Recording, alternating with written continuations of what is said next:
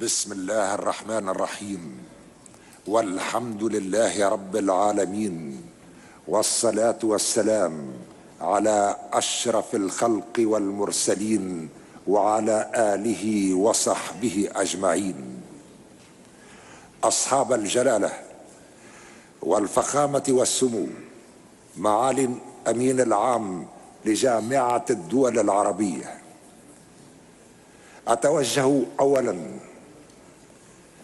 في هذه الكلمة الموجزة بأسمى عبارات التهنئة إلى أخي حضرة خادم الحرمين الشريفين الملك سلمان بن عبد العزيز آل سعود، ملك المملكة العربية السعودية الشقيقة، وإلى صاحب السمو الملكي الأمير محمد بن سلمان بن عبد العزيز آل سعود، ولي العهد ورئيس مجلس الوزراء، راجيا مبتهلا إلى الله أن توفق أعمالنا وأن تسدد خطانا في جمع الكلمة ووحدة الصف،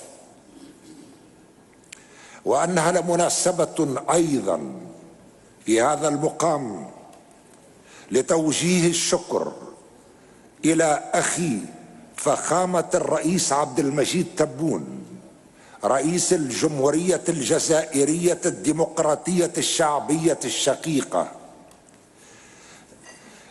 على مدى رئاسته للقمة بروح عالية من المسؤولية في لم الشمل، والحمد لله تعالى أن تم لم الشمل. كما أتوجه بالشكر أيضا إلى معالي السيد أحمد أبو الغيط أمين عام جامعة الدول العربية، وإلى أعضاده على الجهود التي يبذلونها بدون انقطاع لتعزيز العلاقات بين دولنا وبين المنظمات الدولية الأخرى. أيها الملأ الكريم، إن العالم بصدد التشكل من جديد بعد أن تشكل منذ نهاية القرن التاسع عشر، ودفع شعبنا العربي في كل أرجاء وطننا العربي الثمن باهظا من أجل الحرية والانعتاق والاستقلال. وما زال أشقاؤنا في فلسطين يقدمون كل يوم تقريبا جحافل الشهداء والجرحى للتحرر من نير الاحتلال الصهيوني البغيض، هذا فضلا عن آلاف اللاجئين الذين لا يزالون يعيشون في المخيمات. أفما آن للإنسانية جمعاء أن تضع حدا لهذه المظلمة المسلطة على شعبنا في فلسطين في ظل صمت مريب لعديد العواصم؟ أن هذا العالم الذي هو بصدد التشكل اليوم لا يجب أن يتشكل مجددا على حساب أمتنا وعلى مقدرات شعبنا، بل نريد أن نكون شركاء على قدم المساواة مع من يريدون ترتيبه من جديد. فإذا كانت العولمة التي ظهرت في بداية السنوات التسعين، إذا كانت هذه العولمة قد بلغت مداها وانقلبت على عقبيها، فأننا نرفض أن نكون مرة أخرى ضحايا لنظام عالمي جديد لا نشارك في إرسائه وفي ترتيبه. وتونس ثابتة على مواقفها، ثابتة أولا على استقلال قرارها الوطني، ثابتة أيضا على عدم الانخراط في أي تحالف ضد آخر كما ينص على ذلك دستورها، وشعبها مصر على مبدأ المساواة بين الدول كما تنص على ذلك عديد المواثيق والصكوك الدولية. إن التحديات التي نواجهها كبيرة، ولا شك أننا نشترك في نفس الإرادة من أجل رفعها وتخطيها. وأولى هذه التحديات وليست أقلها على الإطلاق هو الحفاظ على دولنا، لأن هناك من يعمل على إسقاطها حتى تغيب المؤسسات وتعم الفوضى بالاقتتالات الداخلية.